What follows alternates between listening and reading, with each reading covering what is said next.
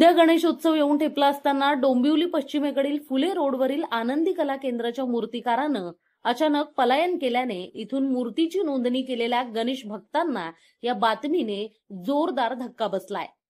गणेशोत्सवाच्या पार्श्वभूमीवर मोठ्या संख्येने भाविकांनी या ठिकाणाहून गणेश मूर्तीची नोंदणी केली होती। मात्र मूर्तींची मागणी वाढल्याने आणि वाढीव मूर्तींची ऑर्डर घेतल्याने एकाएकी अतिरिक्त भार आल्यानं मूर्तिकारानंच या ठिकाणाहून चक्क पलायन केल्याची माहिती समोर येतेय। मूर्तिकार पळून गेल्यानं इथल्या गणेश भक्तांमध्ये संतापाचे वातावरण निर्माण झाले। शेवटी पर्याय नसल्यानं इतर ठिकाणी भाविकांना मिळेल ती मूर्ती कारखान्यातून घेऊन जावी लागत आहे। त्यात अनेक जणांचे आगाऊ नोंदणीचे पैसे या ठिकाणी अडकले आहेत। दरम्यान येथील गणेश भक्तांनी पळून गेलेल्या मूर्तिकाराविरोधात आवाज उठवलाय। संबंधित घटनेची चौकशी करण्याची मागणी केली जात असून पोलिसांनाही या प्रकरणाची माहिती देण्यात आली आहे। त्यामुळे या ठिकाणी पोलीस दाखल झाले आहेत। लोकतंत्र डोंबिवली। काय तुम्ही पण ऑर्डर केली आहे का मूर्ती? ऑर्डर केली आहे। पूर्ण 5,500 ची मूर्ती बोलला आम्ही, पूर्ण 3,500 रुपये दिले त्याला 1 महिन्यापासून सांगतोय आम्ही।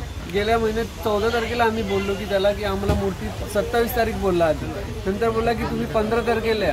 आता आम्ही 4 दिवसापासून रोज फेऱ्या मारतो तरी तो बोलतो होईल होईल होईल, काय होत नाही।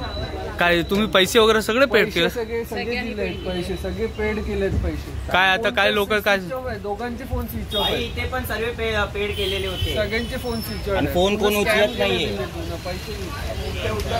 रात्रीपासून मूर्ती बघायला आलेला। गेल्या महिन्यामध्ये 7 तारखेला मूर्ती बुकिंग केली आणि ते लोक बोलतात की आज उद्या करतो। आमची मातीची मूर्ती होती, शाडू मातीची, तर ते बोलतात की आज उद्या करत। आता गेल्या हप्त्यातून मी आलो मूर्ती बघण्याकरता।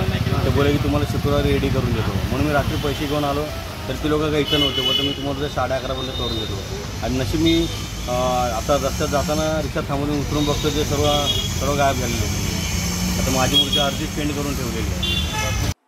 या बातमी संदर्भात तुमच्या प्रतिक्रिया आम्हाला कमेंटच्या माध्यमातून नक्कीच कळवा आणि अशाच प्रकारच्या बातम्या पाहण्यासाठी लोकशाहीचा चौथा आधारस्तंभ लोकतंत्र या वाहिनीला लाईक, फॉलो आणि शेअर करायला विसरू नका। त्याचबरोबर YouTube या आपल्या वाहिनीला देखील सबस्क्राइब करायला विसरू नका। धन्यवाद।